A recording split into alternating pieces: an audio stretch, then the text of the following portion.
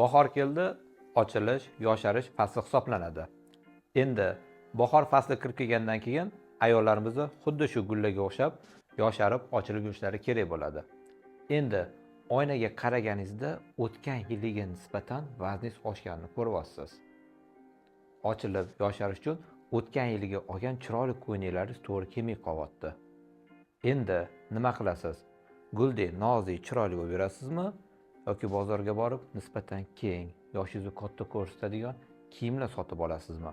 Agarda xuddi shu gulladek ochilib, chiroyli bo'lib yurishni xohlasanglar, go'zal qaddi qomatga, sog'lom ayol bo'lmoqchi bo'lsanglar, biz sizlarga bitta yaxshi tabiiy yechim beramiz.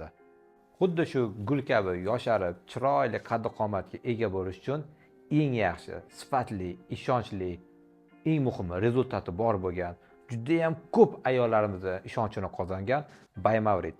Xuddi shu gulladek chiroyli, ochilib, sog'lom bo'lib yuring.